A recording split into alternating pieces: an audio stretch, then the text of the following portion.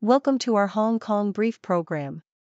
Today, we're diving into some exciting stories making waves in the region.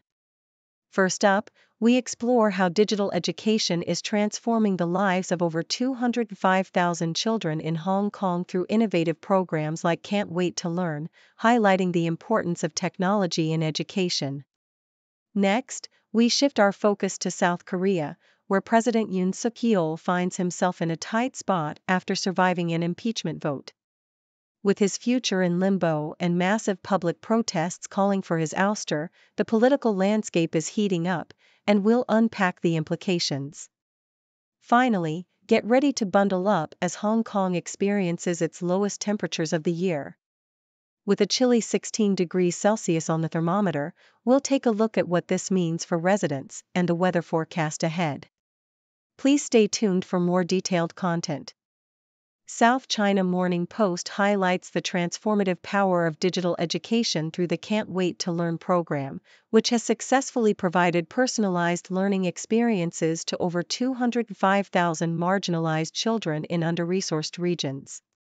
Led by Professor Mark Jordans and his team from War Child Alliance, the program emphasizes the importance of aligning technology with local curricula to enhance educational pathways. For instance, in Uganda, displaced children utilized educational games on tablets to catch up academically, showcasing how digital tools can seamlessly integrate learning. The article advocates for Hong Kong to adopt similar strategies, suggesting a shift from paper-based examinations to digital formats to better prepare students for their assessments.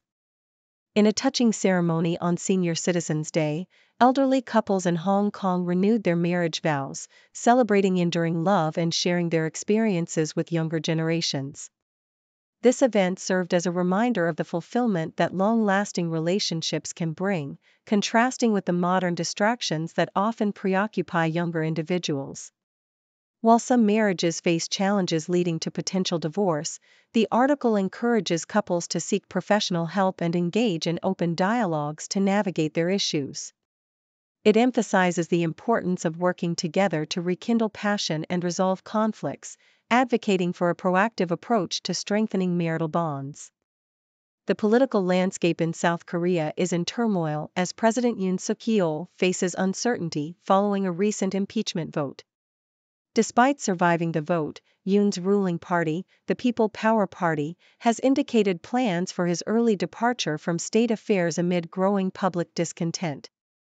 Massive crowds, estimated at up to 1 million, gathered outside Parliament to demand his ouster, showcasing the escalating political crisis. Yoon's brief imposition of martial law has intensified scrutiny, leading to the arrest of his defense minister and further complicating his position. As the situation unfolds, the future of Yoon's presidency remains precarious, with his party seeking ways to navigate the political turbulence.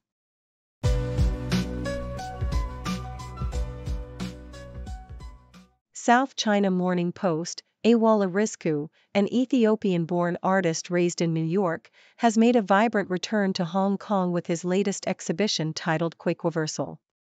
His fascination with the city's eclecticism, particularly the bustling atmosphere of Chungking mansions, resonates deeply with his artistic vision. Irisku's work, which includes paintings, bronze sculptures, and fluorescent light installations, challenges Western art norms by celebrating Afrocentric aesthetics and culture. Central to his exhibition is the recurring symbol of Nefertiti, representing both African beauty and the colonial appropriation of her image. Irisku's art serves as a commentary on the historical and contemporary struggles of Black identity, utilizing symbols like the Pan-African flag and various cultural motifs to provoke thought and dialogue about race and heritage in a global context. South China Morning Post, Ghana's recent presidential election has been marked by a tight race between the ruling party's Vice President Mahamudu Bawumia and opposition candidate John Mahama. With the economy at the forefront of voters' concerns, stemming from high inflation and a debt crisis, many citizens expressed a desire for change. The election, which saw some incidents of violence, reflects the ongoing frustration with economic conditions under the current administration. Mahama, seeking a comeback after previous defeats, has promised to reset the economy, while Bawumia aims to distance himself from the previous government's economic struggles. As the counting of ballots begins, the outcome remains uncertain, with both candidates vying for support in a politically stable nation that has alternated power between two main parties since 1992. South China Morning Post: the strengthening ties between Iran and Hong Kong have sparked discussions about the effectiveness of U.S. sanctions, according to Iran's ambassador to China. Mohsen Bakhtir emphasized that despite the sanctions imposed on Iran, bilateral relations are improving, highlighting Iran's role as a potential gateway for Hong Kong to access markets in Central and Western Asia. The ambassador criticized U.S. sanctions as tools of economic warfare against nonconformist nations and noted that while they have impacted investment, Iran is taking steps to mitigate these barriers. As both regions seek to deepen their cooperation, Bakhtir expressed optimism about the potential for increased trade and cultural exchanges, suggesting that Hong Kong could benefit from Iran's resources and strategic position in the Middle East.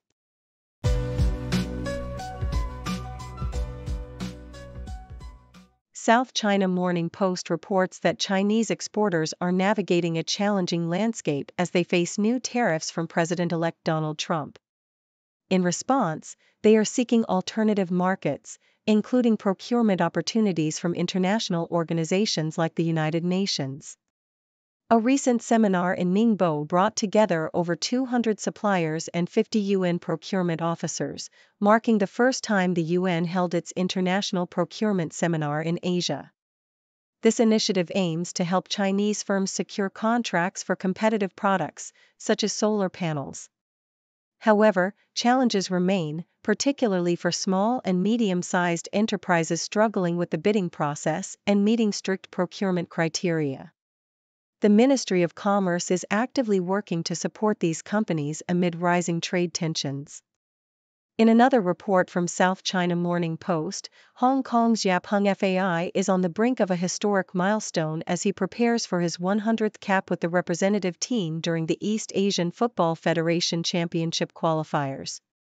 The 34-year-old goalkeeper, who debuted nearly 15 years ago, is set to achieve this feat when Hong Kong faces Mongolia at Mong Kok Stadium.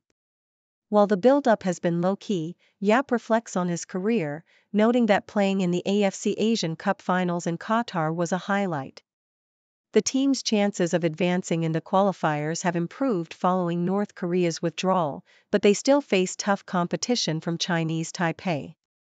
Yap remains focused on the goal, emphasizing the importance of high-level matches for the team's development. Lastly, the South China Morning Post presents a vibrant Christmas 2024 gift guide filled with stylish ideas from luxury brands like Chanel, Gucci, and Manolo Blahnik. The guide features eye-catching items such as Chanel's 22 bag in washed denim, Gucci's bold red almond-shaped sunglasses, and Aquazura's chic glass set. For those who want to impress their fashion-forward friends, standout pieces include Golden Goose's statement earrings and Manolo Blahnik's elegant slingback pumps. With a range of colorful and trendy options, this guide aims to make the holiday season merry and bright for everyone, ensuring that gift-giving is both stylish and memorable.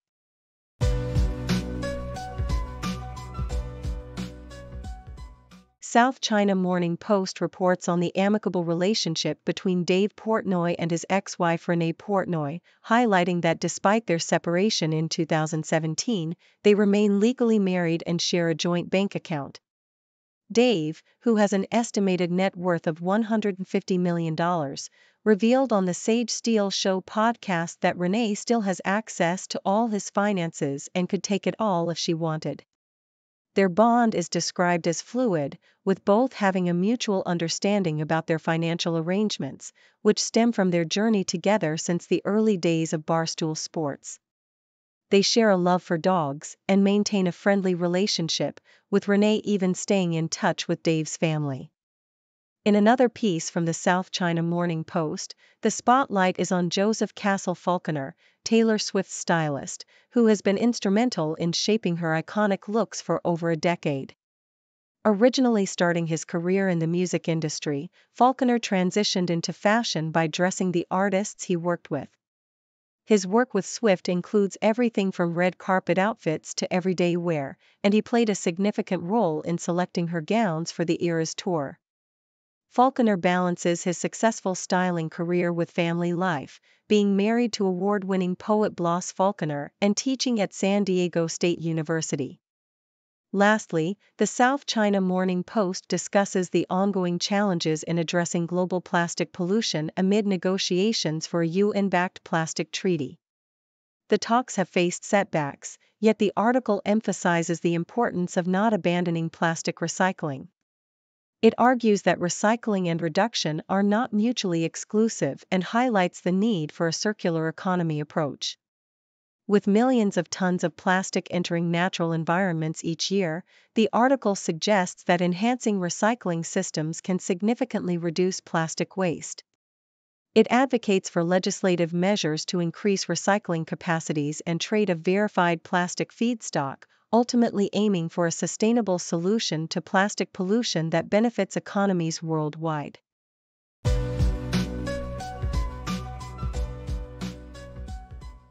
South China Morning Post reports that following Donald Trump's re-election in 2024, a wave of celebrities have publicly declared their intentions to leave the United States.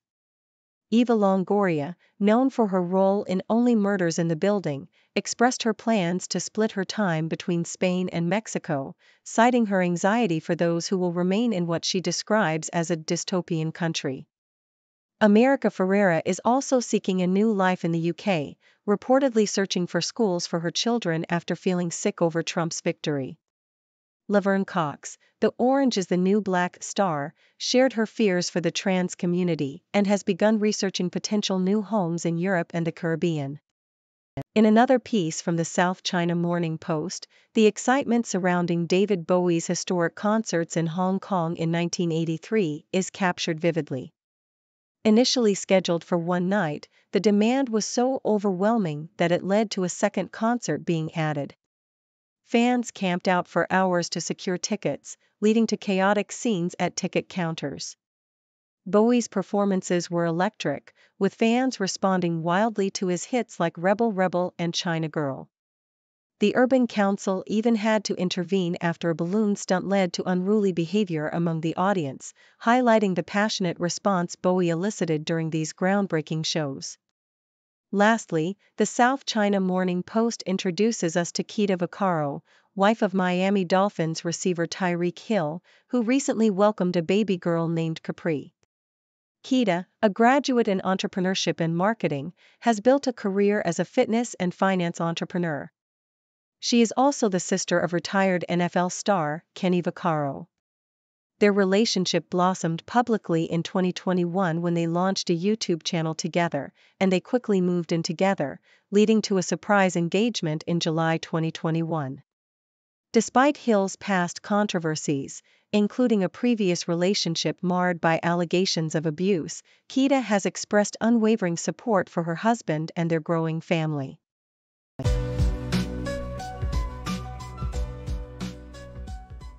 Thank you for tuning in. The content above showcases the latest briefing reports and analytical synopses, thoughtfully curated by the 6Do team.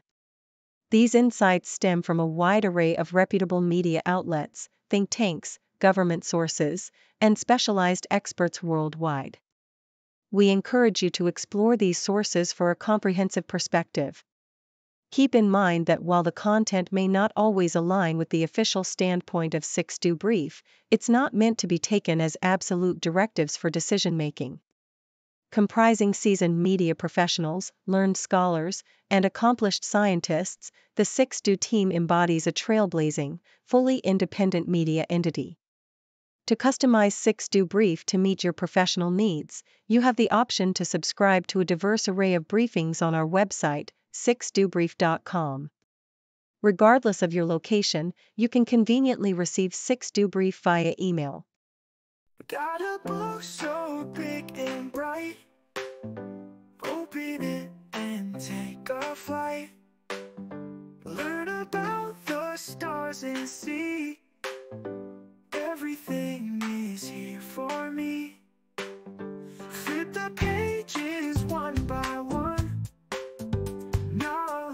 under the sun.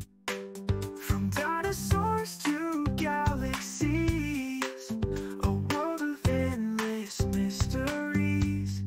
Encyclopedia, yay! Facts and fun all day. From A to Z, let's see. Curious minds run free. Jump into the pages deep.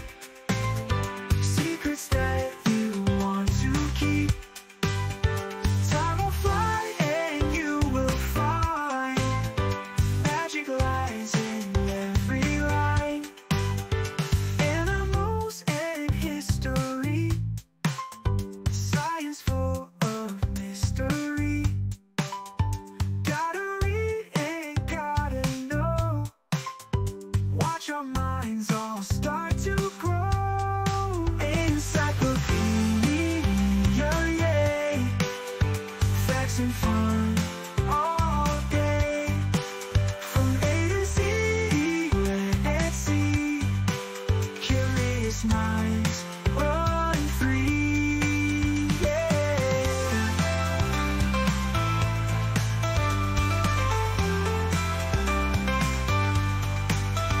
Jump into the pages deep. Secrets that you want to keep. Time will fly and you will find magic lies in every line. To run free line. Every line to run